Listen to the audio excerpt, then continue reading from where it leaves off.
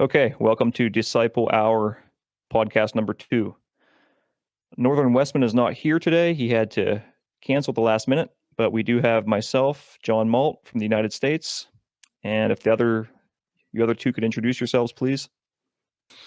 Hello, I am Professor Jordan B. Peterson.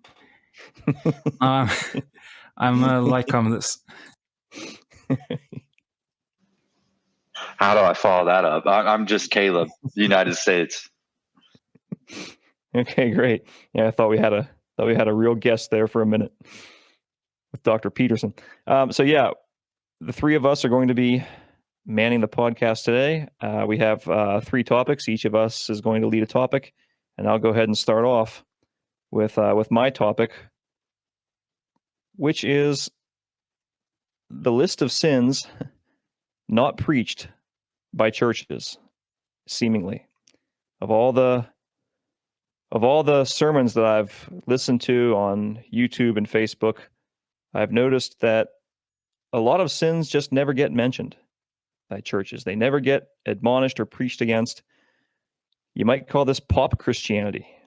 You might call this just telling people the good and not the bad of the Bible. You know, the Bible it's a book that brings a lot of hope, but it's also a book of strong condemnation in some places. It really preaches against sin. But one thing I've noticed is that pastors don't really want to go there, so to speak. They want to tell the good, but not really the bad. And that is the subject of my little talk today. Now, I'm as guilty as others on some of these. You know, I'm not a sinless man by far, but I do recognize that I have sin in my life and the need to root it out, whereas a lot of ministers just don't seem to impress this on their congregations. They don't seem to tell their congregants regularly, or even in some cases ever, that these common everyday sins have to be dealt with and gotten rid of. You have to turn from your sin. So I hope it don't sound too hard, but I do have a list here of 9 or 10 sins that aren't preached by preachers. And I'll start with number 1, I guess the most obvious, and that is the sin of gluttony. There are overweight pastors that I see, a lot of them. And half the congregation a lot of times is overweight also. And this isn't just a health problem. This suggests lack of discipline. It takes discipline to be a Christian. You have to turn from your sin. You have to deny yourself. The things you used to indulge in before you were a Christian, you can't indulge in anymore. And the most obvious looks to be gluttony, because it's written all over the waistline. And maybe it's not surprising that when the pastor himself is overweight and half the congregation is overweight, that he wants to avoid that subject. But that lack of discipline, I think, is serious. If you can't control your eating, maybe you can't control your other sins any better, and that's a real problem. So the first sin that I do not hear preached by churches is gluttony. Closely related to that, I guess, is laziness. Now, I'm guilty of that. I'm not overweight, but I have my lazy bouts. Laziness is a real problem in our society. We have people here in the United States that watch 5 hours of TV a day. They never get off the couch. Standards are lax. Laziness, I have not heard that preached against by ministers either. Kind of closely related to that too is hedonism, this constant pleasure seeking that our culture has, constant entertainment in the way of TV, movies, the news. It could come in the form of sex. It could be thrill seeking in general, gossiping, spending all day on Facebook, or simply always thinking about the next meal. I know people that are kind of always thinking about the next meal. They're not starving. They're not worried where the next meal will come from. They're just continually looking forward to it. As soon as lunch is over, they're looking forward to dinner. And all this falls under hedonism, I think. This constant pleasure seeking, whether entertainment or food, gossip, or thrill seeking of some kind. And then there was worldliness. And again, I'm guilty of this too sometimes. Excessive TV, excessive sports. Worldliness is kind of hard to define, but if you like to go shopping a lot, that's worldliness. If you spend hours and hours every week following your sports team, that's worldliness. If you watch 5 hours of TV a day, that's worldliness. If you love the world and the things in it, as the Bible says, if you're a friend to the world, you always have the latest model car, that probably falls under worldliness. So these are kind of, these aren't murder, these aren't anything violent, but they are still sins. Because when you focus on all these things, when you're a very worldly or hedonistic person, that is taking the place of spirituality in your life. If you're spending 5 hours a day watching television, I heard a stat, there's something like only 10% of Christians have read the entire Bible. So I know people aren't reading the Bible if they're watching hours and hours of sports and TV every day and things like that. So this is the real problem with these sins, is that they're taking the place of God and spirituality in your life. They're pushing those other things away, and you're focusing on the more base things of life, the more material and materialistic things of life. So we're about halfway through my list. Gambling is a sin that I've never heard a pastor yet preach against. Gambling is a real problem in the West, and especially in the United States. My parents live near a casino, and I shudder to think how many marriages have been ruined from that place, how many bankruptcies have been caused, how many financial catastrophes have been caused through gambling. And you'd think that is, I mean, that's absolutely admonished in the Bible. It's a sin, doubtless, without question, but I have never heard a preacher preach against it. And these are curiosities to me. These are not controversial sins. I mean, these aren't sins that people argue about. Everybody agrees that gambling is a sin. It should be easy for a minister to preach against it, and yet they haven't, from what I see. So that's kind of the purpose of this topic that I chose. Now, do you work at the casino? I'm going to get into, I could only think to name this category employment sin. Maybe you don't gamble. Maybe you've never gambled in your life, but you work at the casino, because the local casino near my parents employs a couple hundred people. I have to think at least a few of them go to church. So if they work at the casino, they're enabling a whole lot of sin and divorce, bankruptcy, etc., just by working at the casino. So I think it's possible to work a job that is sinful in nature. Even though you're not doing the sin, you're enabling it with other people. It's not just the casino. Do you work at a frivolous law firm? The United States is a very, very litigious country. There are so many lawsuits, more than other countries combined, more than other Western first world nations combined. The United States has so many petty and frivolous lawsuits. Do you work for one of those law firms? Are you one of those lawyers? I have to think some of them go to church at some time. Do you make your living, make your career out of more or less terrorizing people for petty offenses or things that aren't even offenses? Are you a human resources manager? Do you find ways to fire people without getting sued? Do you find ways to fire people without cause? Are you a diversity officer? This isn't meant to be more or less a racial topic.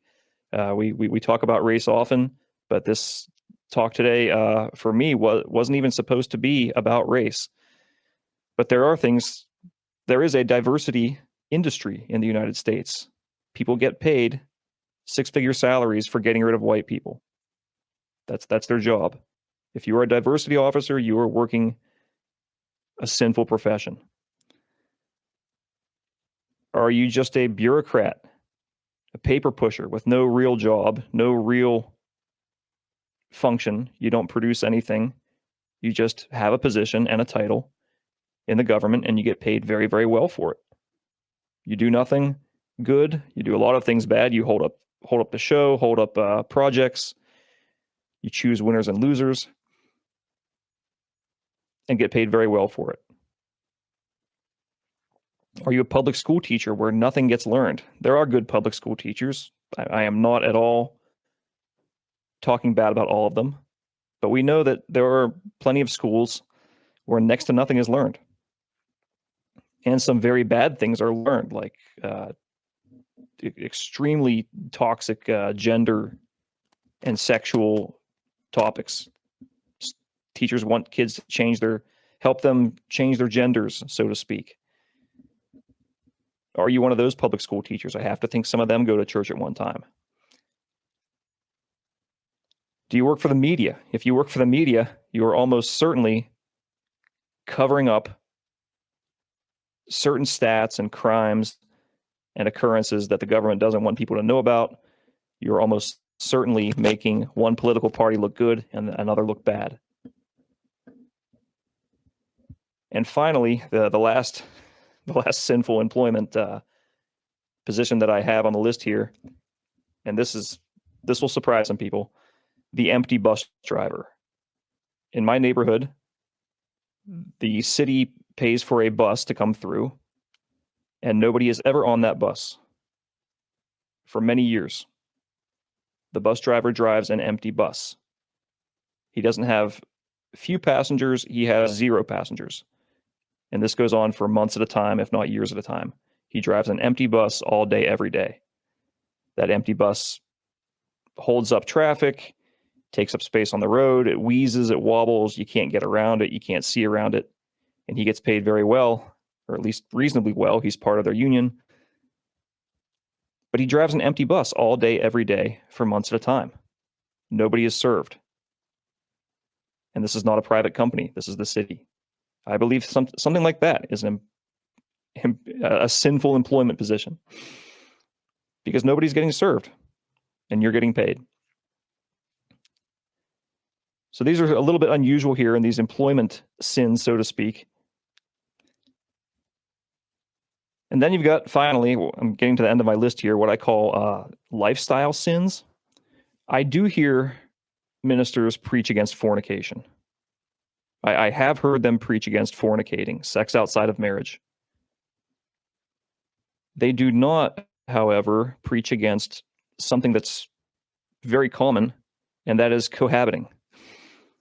Cohabitation, living in sin, as they used to call it, shacking up, as they used to call it. Two, a man and a woman, a committed couple, who are living together but are not married. That's cohabiting. And that counts as fornication. Sometimes I think they think that, well, we're committed, so it doesn't matter. We're committed, so it's okay, or we're engaged, or we've been together 2 years or 3 years. But that still falls under the category of fornicating in God's eyes. And it's fairly common these days in the West. Cohabiting is fairly common.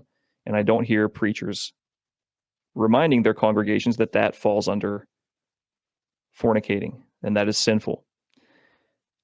I heard a testimony, a conversion testimony not too long ago, a man who was about 30, and he tells the story of when he was 18, he was living with his girlfriend. And the day that he got baptized and accepted Christ into his life, he went home that day and told his girlfriend that she had to move out, because he was a Christian now and he couldn't be cohabiting with her. He was 18 and he had the fortitude and the discipline to do that. But I know people twice his age that don't. So I'd like to hear pastors preach against cohabiting as often as fornicating, because I believe it's the same in God's eyes. Another lifestyle sin that I do not hear preached against, and this is a big one. This is common in the West: faking disability or inability to work, collecting disability payments from the government, from the workers when they are not disabled. And I think this is rampant. This could be physical. You could say you have a bad back when you don't. You could say you're injured when you're not. I know an old woman who used to be partly blind in one eye and collected a check. And then when her vision came back, she did not take herself off the list. She kept collecting the check for years at a time. So it could be physical. It could be this myriad of mental and emotional and social disorders, as so-called ADD, ADHD, autism, Asperger's, or just the generic special needs that I hear again and again and again. There are people who are on these, who are getting paid for having these so-called disabilities or inability to work. It could be as small as dyslexia. I've heard people collect money and not work because they have dyslexia, which means they see a letter or two backwards sometimes. If they see the letters CH, they see them as HC. As small as that, dyslexia. And the government is only too happy to pay them for it, and they're only too happy to collect it. So all these disabilities or inability to work, people saying they have no way to get to work, or people can't watch their children when that's not true. They do this every week for years at a time. They collect a check under false pretenses from the workers who have no choice but to pay it, and they do this for years at a time. This isn't murder. This isn't anything violent, but it's kind of just built into their life, just like cohabiting is built into your life. There's something called FMLA in the United States, Family Medical Leave Act. And it seems like I always end up working in an office with somebody who claims that.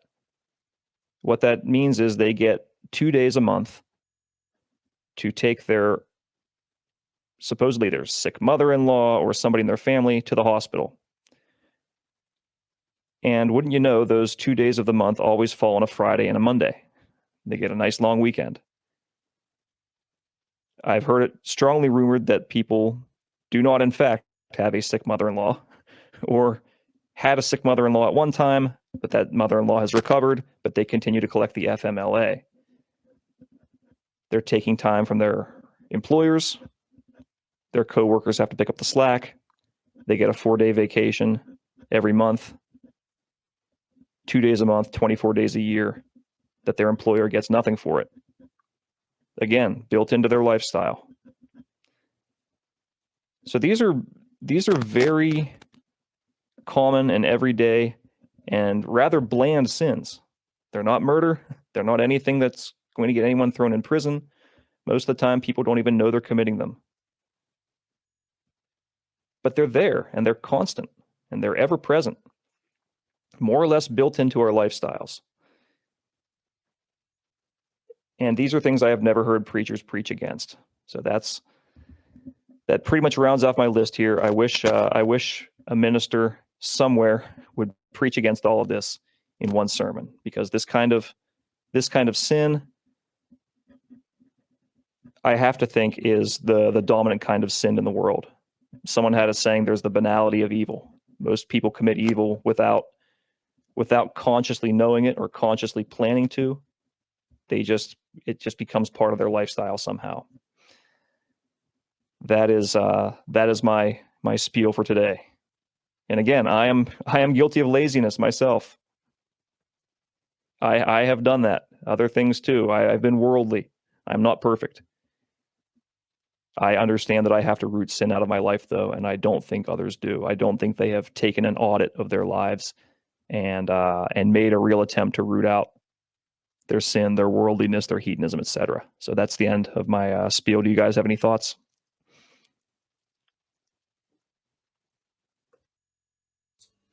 Yeah, good points there. I also wish more pastors would cite some more difficult verses from the Bible. There's often a lot of focus on the feel-good verses and not the really challenging chapters that really condemn evil and sinful existence. And I call that pop Christianity. I mean, maybe that's not what other people call pop Christianity, but it's telling people what they want to hear, even if they don't like to hear it, even if they leave the church. Maybe there are plenty of other churches out there for people to go to, but pop Christianity becomes spiritual neglect at a point. You become really neglecting the more serious sides of Christianity and the real dangers to your soul if you don't stop this sin.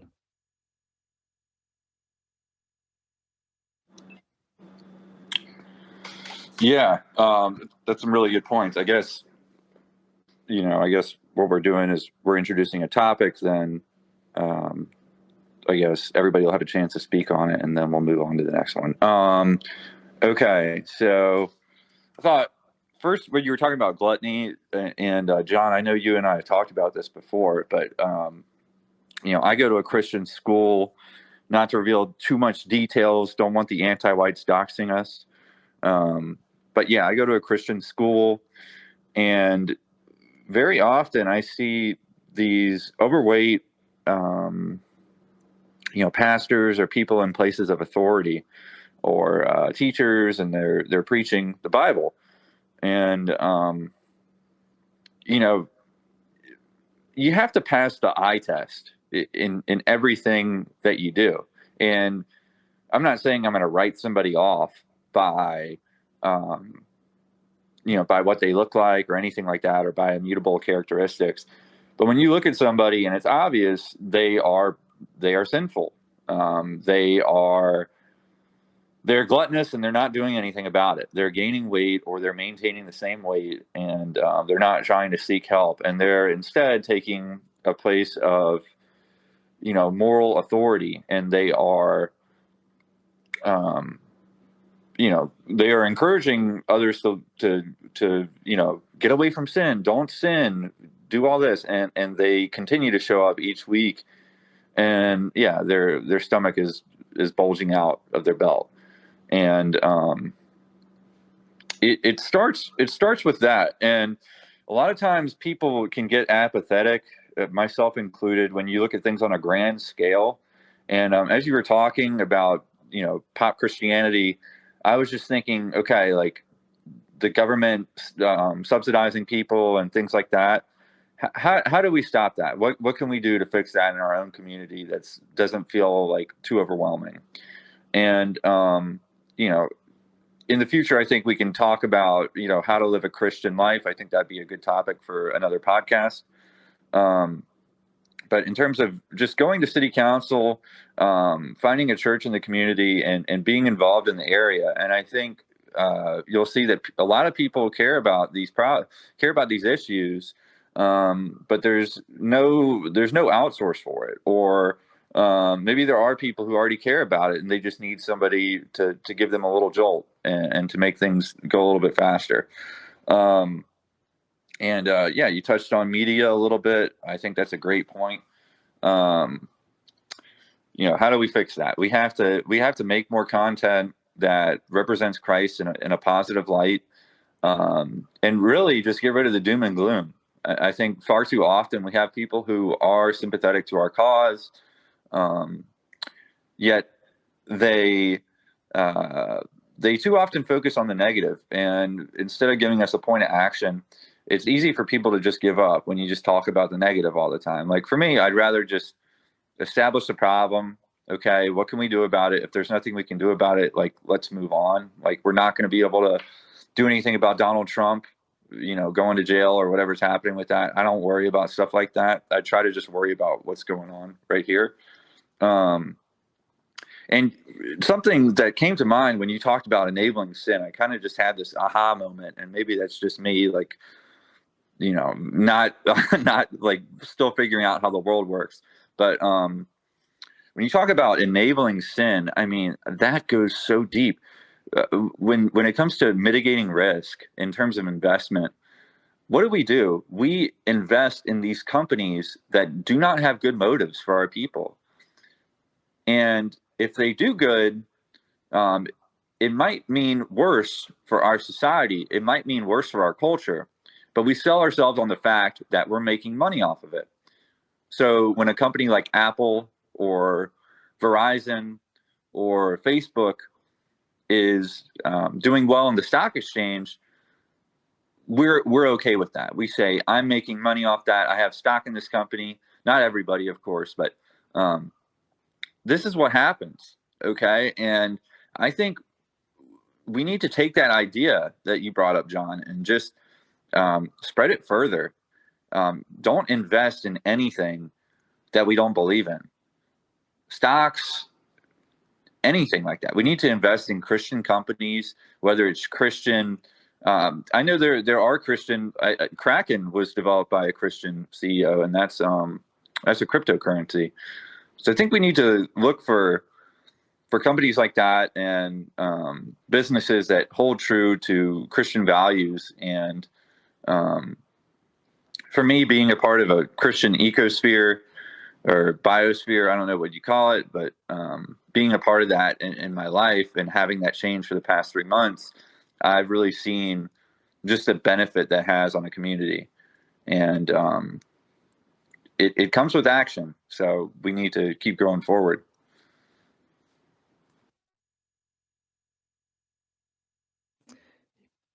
Yeah, very good. Like you said, you have to pass the eye test in life. And yeah, I think, I mean, understanding God's word is one thing, but then you have to execute it. You have to practice it. You have to live it. And if you understand that you can't eat to excess, but don't actually do it, that's a problem. And just like I said, there was the guy who at 18 got baptized, went home, and told his live-in girlfriend that she would have to move out. I mean, that takes some fortitude. That takes a stomach for sure. So if you understand what you need to do but don't do it, that's definitely falling short. But anyway, thanks, Caleb. Should we move on to topic number 2 now? Lycomedes? Yeah, sure. So I'm reading from James chapter 1 here. Do not merely listen to the word and so deceive yourselves. Do what it says. Anyone who listens to the word but does not do what it says is like someone who looks at his face in the mirror and after looking at himself goes away and immediately forgets what he looks like. But whoever looks intently into the perfect law that gives freedom and continues in it, not forgetting what they have heard, but doing it, they will be blessed in what they do. And then there's verse 13. When tempted, no one should say, "A God is tempting me." For God cannot be tempted by evil, nor does he tempt anyone. But each person is tempted when they are dragged away by their own evil desire and enticed. So we do have a free will, according to James.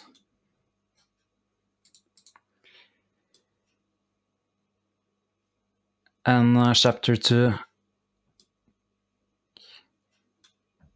What good is it if someone claims to have faith but has no deeds? Can such faith save them? Suppose a brother is without clothes and daily food. If one of you says to them, "Go in peace, keep warm and well fed," but does nothing about their physical needs, what good is it? In the same way, faith by itself, if it is not accompanied by action, is dead. So being a Christian is not just about the faith, it's also about action. It's about doing the right things in one's own life and also doing good for one's neighbor.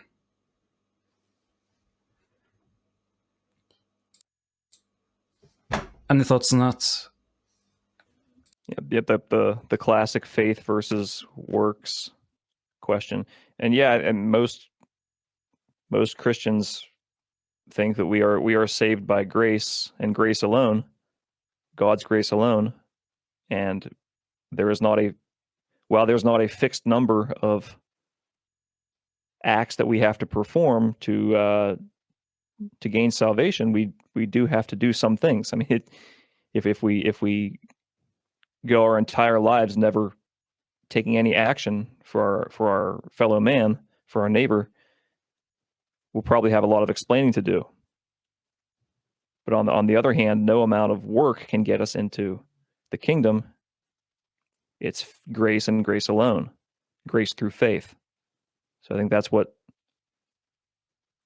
the confusion comes in. You can't work your way into the kingdom, but you do have to work. You can't just be all faith and no work. You do have to work.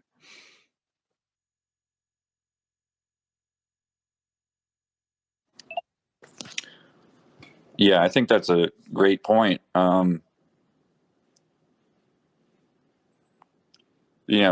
terms of faith and work, that's something that we've talked about before,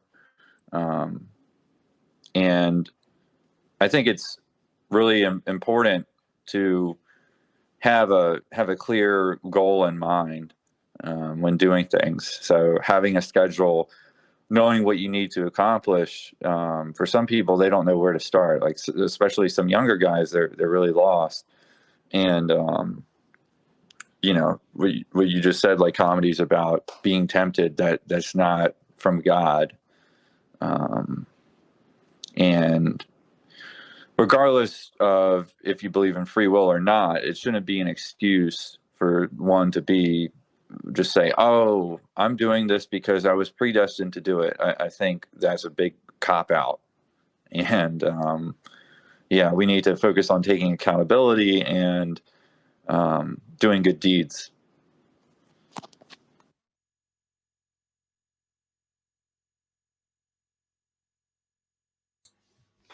Yeah, I also found this verse interesting. It's also in James chapter 2. Show me your faith without deeds, and I will show you my faith by my deeds. You believe that there is one God, good. Even the demons believe that and shudder. So it's one thing to believe that God exists. Another thing is to follow God's word.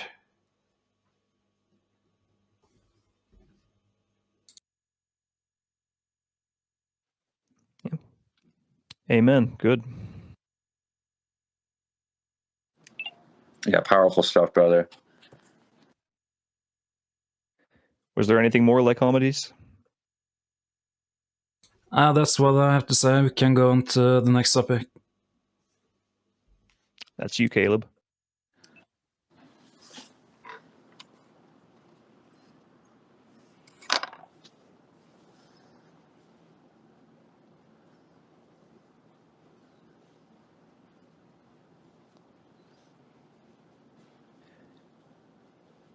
Yeah, we can't hear you, Caleb. Are you saying anything? Oh, yeah. Okay. So, third topic. I was going to talk about, what was I talking about again? What's my topic? Idolatry. Idolatry. Okay. All right. Yeah. I was like trying to think for a second. I was like, what is my topic? Okay.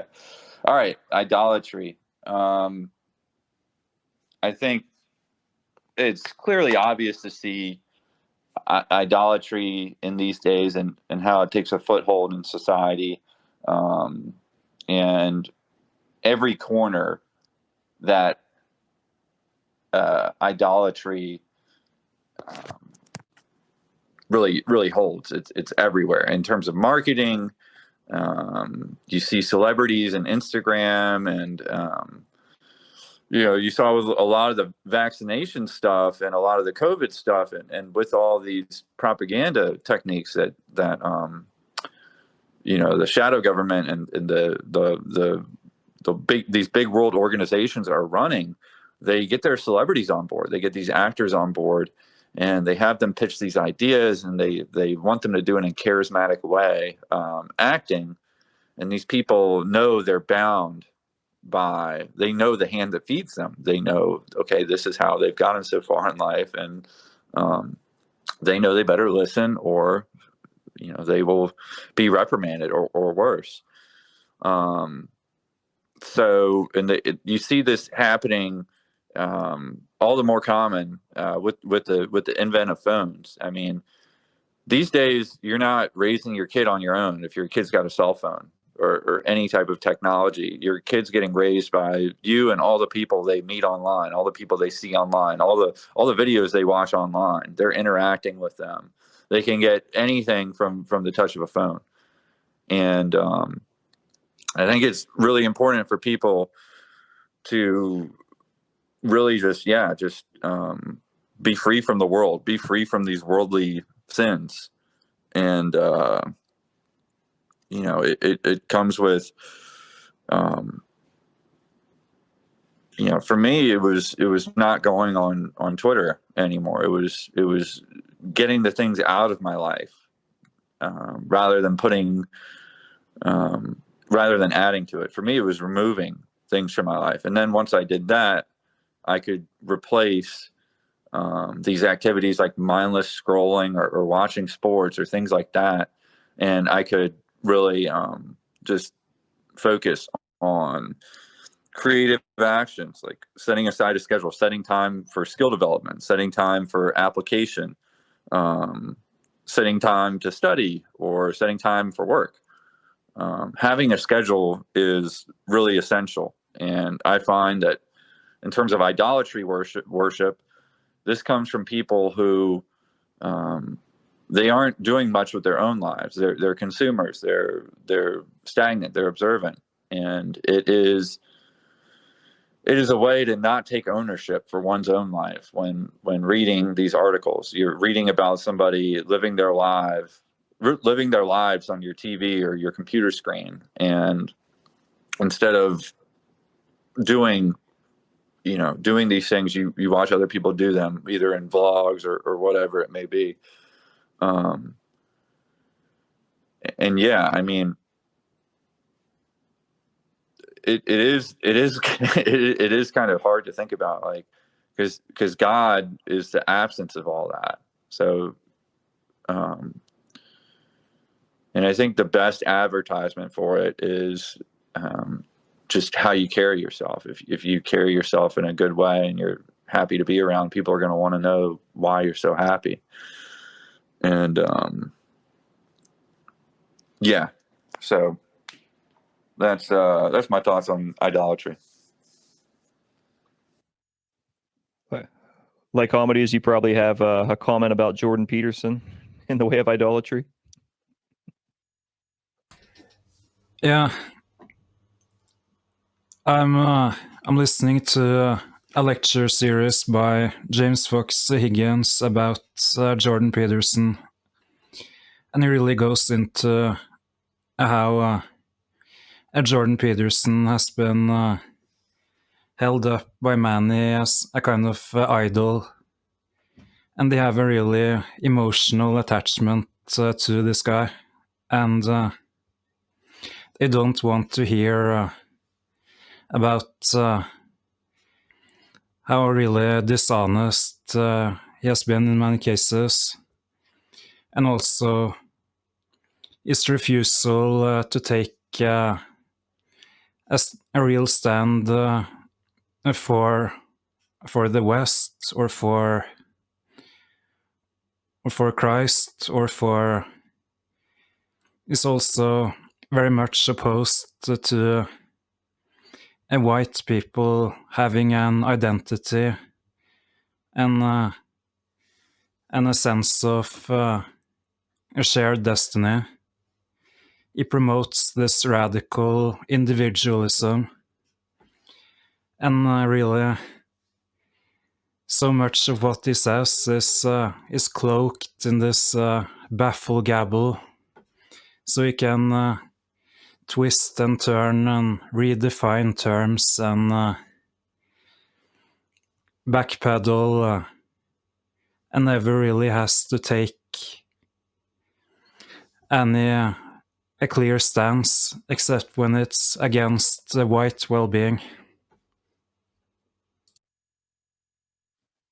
Yeah, I know a lot of people idolize Jordan Peterson, and I haven't watched a lot of them myself, but I know he definitely has a huge following, and probably falls into idolatry at some point. But I can say that the thing I heard him say, or the moment I knew that he was no friend of the West, no friend of white people, was his interview about maybe a year ago with Abigail Schreier. She is the author. She wrote the book Irreversible Damage, which is about all these kids being convinced or encouraged to change their gender, undergo surgeries, all these things that cause, as the book says, irreversible damage. And this woman, Abigail Schreier, she was saying that, throughout history, there was some small, very, very small percentage of people that thought they were transgender. But in the past 10 years or so, it has skyrocketed off the charts. And the main group that are claiming or saying that they are transgender are white girls. Almost all of the spike in the last 10 years or so have come from the subgroup white girls. And her hypothesis as for why that is because they're trying to escape being in the anti-white narrative, a victimizer. They want to get out of the bad guy group and into the victim group. They can't escape their race, so they're escaping their gender. They're becoming a victim group by being transgender. That is her hypothesis, and she said that to Jordan Peterson, and he did not want to hear it. He didn't deny it, but he immediately changed the subject. He immediately abstracted and muddied the waters, and I don't remember exactly what he said, but he completely abstracted the issue. She told him very clearly, this is happening to white girls almost completely. The entire spike came from white girls. They're doing it because they feel like they're the bad guy. Their teachers are telling them they're white and so they're bad, and they have to escape somehow and become a victim somehow, and they're doing it by claiming they're transgender. And Jordan Peterson did not want to hear it. That's all I have to say about him. Look up that interview for anybody who's interested. Yeah, exactly. He will not take any stance for white people. He will only promote his brand of individualism, which is that any ethnic identity, at least for white people, is branded as a collectivism and associated with totalitarian regimes.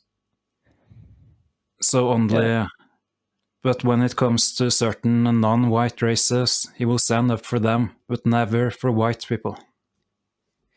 Yes, he will. And all I wanted him to say was, "Tell me more." He has a woman psychiatrist who's saying, look, this is happening to white girls because they feel like that's all they could do to escape the stigma of being white. All I really wanted him to say was, tell me more. Elaborate, please. He wouldn't do that. He did not want to hear it. He wanted to talk about anything else but that. you see a lot of times with Jordan Peterson, he'll have these one-on-one conversations with peers, but oftentimes they'll be women. Or I've seen him on Dave Rubin, Joe Rogan. These are not people who are going to be, protectors of the most moral ideas. I mean, Joe Rogan's all right, but he's not gonna fight God's fight on his sleeve. And yeah, you see Peterson destroying some crazy feminist, and people will get the idea like, oh, Jordan Peterson is this hero for white people. No, he's a coward. He's fighting well below his weight class, and he'll use these long abstractions and metaphors and to get to some far out there point to make it seems like he has this esoteric knowledge, which he doesn't have. Because the truth is very simple. And I believe people go to Peterson oftentimes to go away from Christ. And they'll, they want to think it through in their mind. They want to think their way out of God. And, that's why they listen to these Peterson long rants. They think, okay, if I listen long enough, maybe just maybe he'll convince me, like, I don't have to believe in God. There is no moral standard. And, like you said, he just talks so much, you can't pin him down on anything. He has no core belief system because he doesn't believe in Christ. He doesn't have that moral objective truth. And he'll talk about how he believes in Christ, but where are his deeds? Like you were quoting James like comedies. Where are the deeds that show he believes in Christ? What is he doing? He sold out to the Daily Wire. And everybody knows the kind of person Ben Shapiro is. He doesn't care about America. He cares about his people. He cares about the Jewish people. And, he's been astroturfed by his family, and people can look that up on their own. But yeah, no, it is essential if you want to hold true to being firm with God, you need to work. You need to either have your own position or work for a real Christian company, because without that, you have nothing in today's age. You have to work for a company that has Christian values, or you have to be a contractor. You have to be self-employed. And that's the only way I've seen how to do it, because without that, you're going to have to sacrifice your values. Yeah.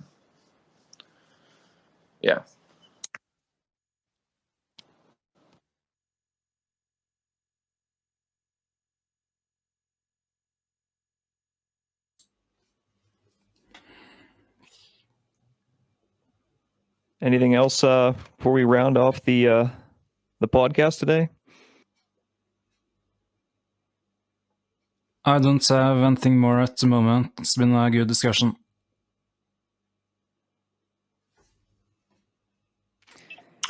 Yeah, thanks, guys.